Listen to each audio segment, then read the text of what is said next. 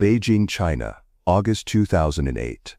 The practice gym is empty except for 12 men who represent the future of American basketball, Team USA, the Redeem Team.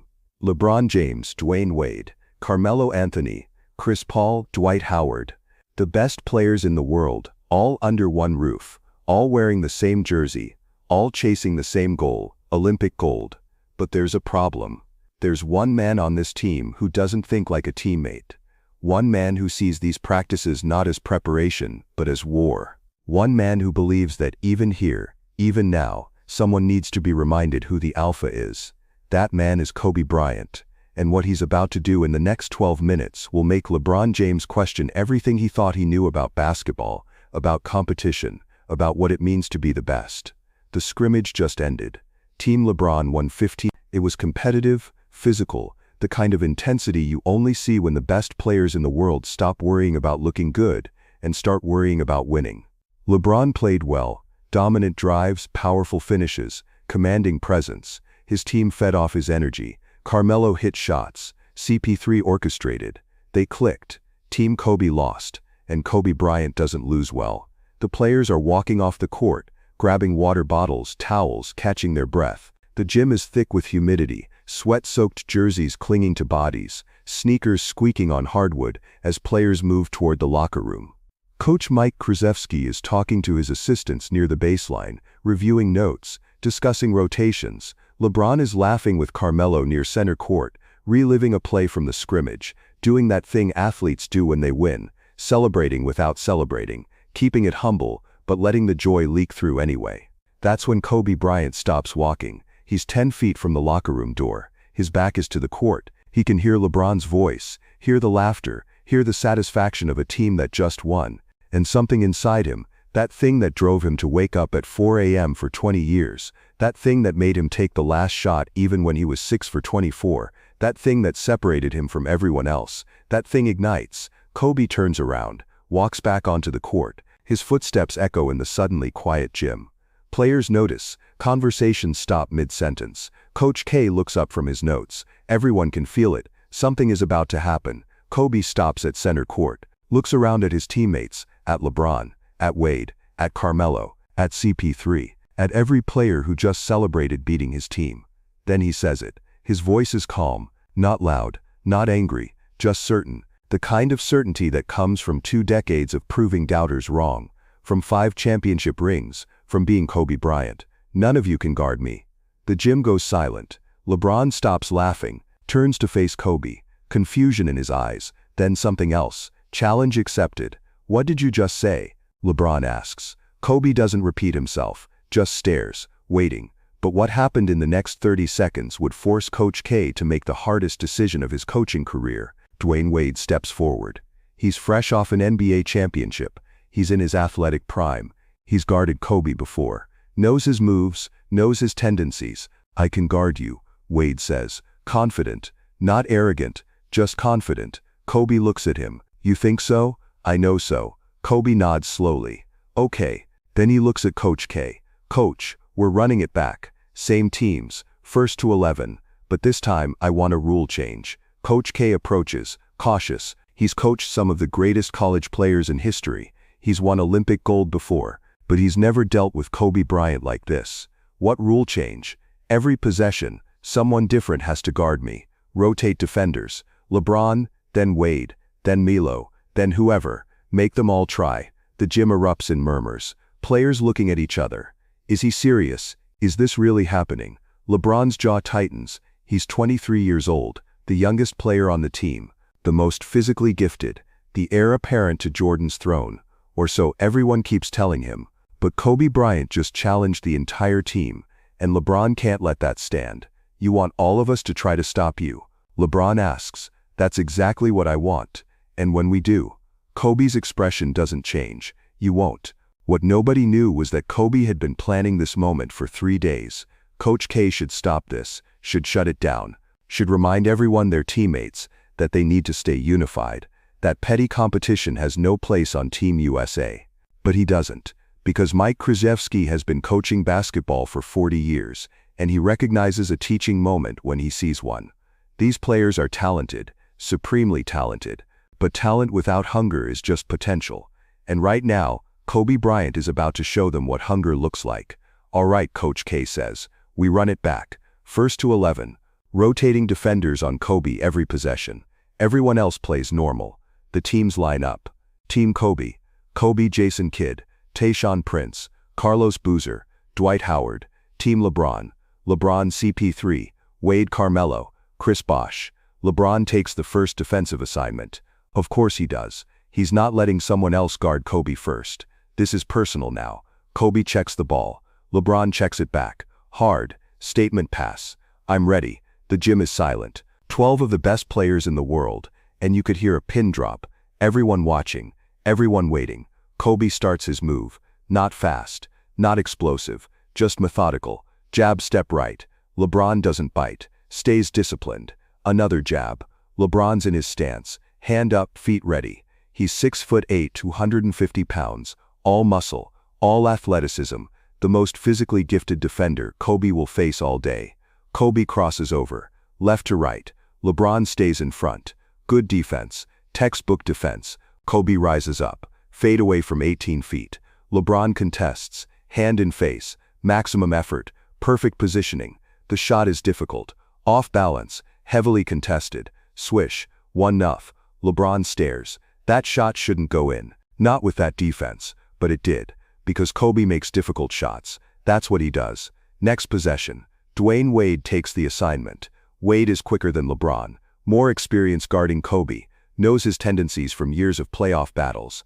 Wade crouches low. Hands active. Pressure defense from the start. Kobe brings the ball up slowly. Wade's harassing him. Slapping at the ball. Crowding his space. Kobe doesn't react. Doesn't speed up. Just keeps his dribble calm. Controlled. Kobe makes his move. Drive right. Wade cuts him off. Excellent positioning. Kobe spins back left. Wade recovers. Kobe elevates. Turnaround jumper from the elbow. Wade contests perfectly. Hand right in Kobe's face. Swish. 2-0. Wade shakes his head. Man, come on. Carmelo Anthony takes the third possession. Carmelo's thinking he's got an advantage. Similar size. Similar skill set. He knows how Kobe thinks because they think alike.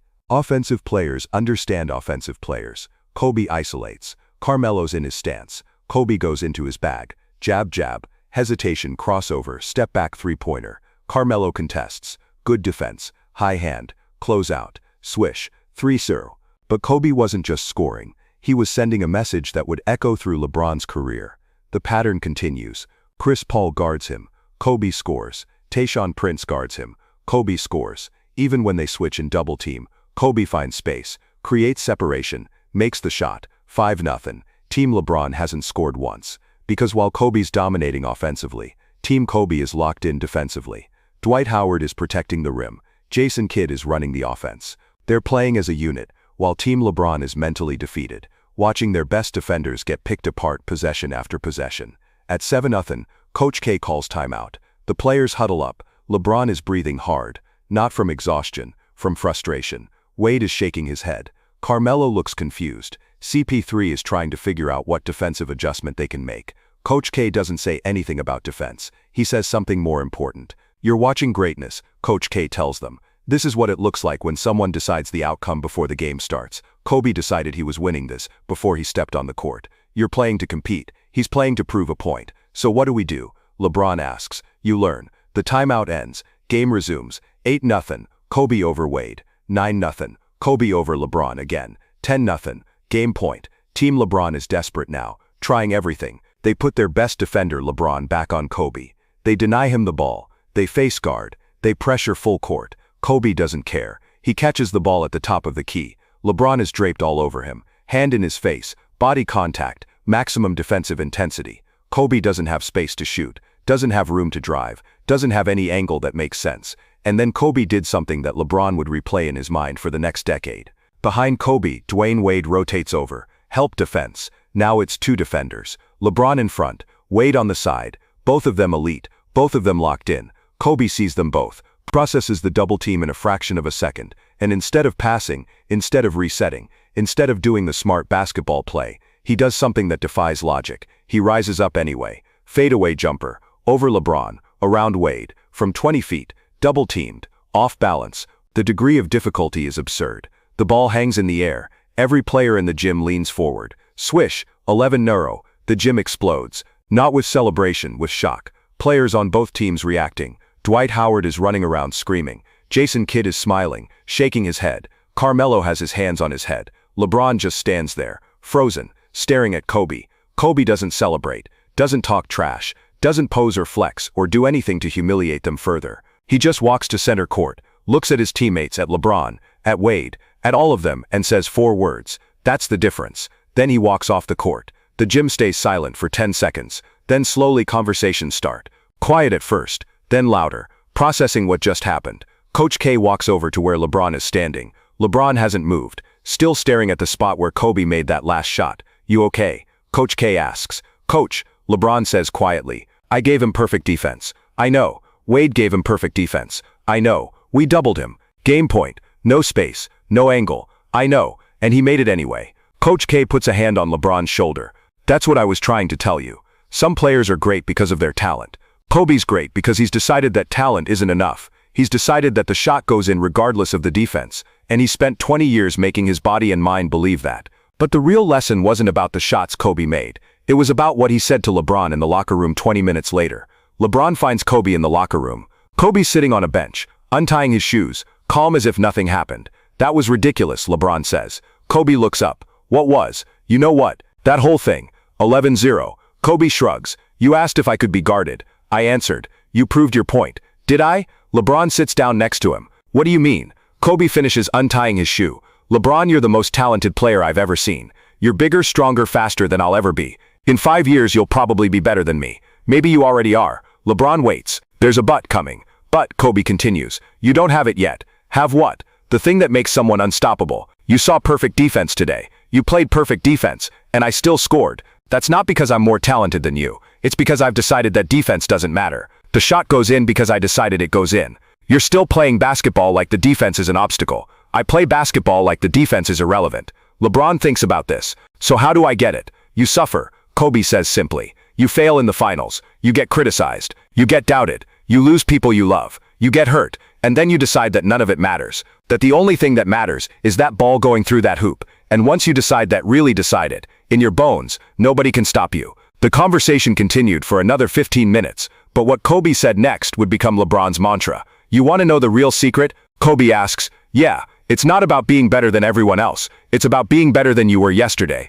Those guys out there, Wade, Melo, CP3, they're incredible. But I'm not competing with them. I'm competing with who I was last week, last month, last year. Every day I wake up and ask myself, what can I do today that I couldn't do yesterday?" Kobe stands up, grabs his bag. "That scrimmage wasn't about embarrassing you. It was about showing you what's possible when you stop accepting limitations. You think a double team means you can't score. That's a limitation. You think perfect defense means the shot should miss. That's a limitation. I don't accept limitations. And if you want to be great, really great, neither can you." He starts walking toward the door, then stops, turns back. "One more thing. Yeah, in 2010 we're winning the championship, and I'm winning finals MVP. You can be as talented as you want, but until you decide that losing isn't an option, someone like me will always beat you when it matters. Remember that." Kobe walks out. LeBron sits there alone, processing. Years later, Dwyane Wade would reveal what he saw on LeBron's face at that moment. Dwyane Wade enters the locker room, sees LeBron sitting by himself. "You good?" Wade asks. "He's different," LeBron says. "Who, Kobe?"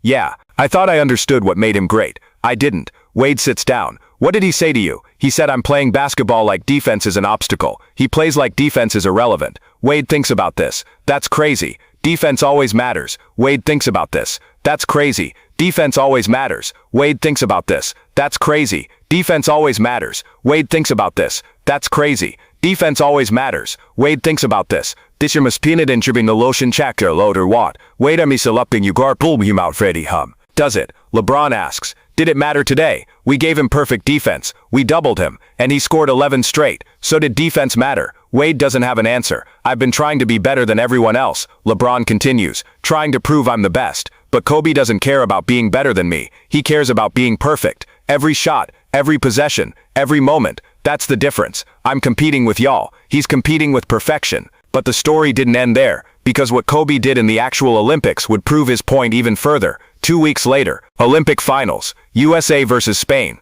gold medal game. The game is close. Fourth quarter, 5 minutes left. USA up by 3. Spain has momentum. The crowd is deafening. This is the moment everyone feared. Team USA might lose. Coach K calls timeout. The team huddles up. He starts drawing up a play. Kobe interrupts. Give me the ball. Coach K looks at him. Kobe, we need to run the offense. Give me the ball. I'll close this. There's silence in the huddle. LeBron is standing right there. The play was designed for him. He's the best player on the team, the future of the franchise. But Coach K sees something in Kobe's eyes. That thing he saw in the practice gym 2 weeks ago. That certainty. All right, Coach K says. Kobe's ball. The timeout ends. Team USA brings the ball up. LeBron sets a screen. The defense switches. Kobe gets the ball on the wing. Isolated against Spain's best defender. Crowd screaming. Gold medal on the line. Kobe doesn't hesitate. Job step. Crossover. Step back 3. Swish. USA up 6. Next possession. Kobe gets the ball again. Same situation. Different defender. Step back 3. Swish. USA up 9. The game is over. Spain can't come back. Team USA wins gold. In the celebration, LeBron finds Kobe. You did it again. Did what? Made it look easy when it should have been impossible. Kobe smiles. It's only impossible if you think it is. They embrace. Brothers in gold. But LeBron knows the truth. Kobe just taught him the most important lesson of his career. Talent gets you to the game. Mindset wins the game. Years later, in 2016, after Kobe's retirement, a reporter asks LeBron about the 2008 Olympics, about that practice scrimmage, about what he learned from Kobe Bryant. LeBron pauses, thinks carefully about his answer. Kobe taught me that greatness isn't about being better than the next person. It's about being unwilling to accept anything less than perfection from yourself. That day in Beijing, he scored 11 straight on the best defenders in the world. Not because we were bad, because he decided the outcome before we even started playing. That's the Mamba mentality. That's what separates legends from everyone else. The reporter asks if that moment changed how LeBron approached basketball. It changed how I approached everything, LeBron says. After that, I stopped trying to be better than Kobe, or Wade, or anybody else. I started trying to be perfect. And the crazy thing is, I'm still chasing perfection, just like Kobe was, and I'll never catch it. But that's the point. The pursuit is what makes you great. The scrimmage in Beijing was never filmed, never documented, never officially recorded, but everyone who witnessed it carries the memory. 12 Hall of Famers watched Kobe Bryant dismantle the best defenders in the world, one possession at a time, proving that mindset beats talent when talent doesn't work hard enough. And LeBron James, the most talented player of his generation, learned that being talented isn't enough. You have to be obsessed. You have to be relentless. You have to be Kobe Bryant. Who in your life is teaching you lessons you don't want to learn? Who's showing you that your excuses are limitations you've accepted? Because maybe, just maybe, the shot only goes in when you decide it has to. That's what Kobe decided in Beijing, and that's why the shot went in.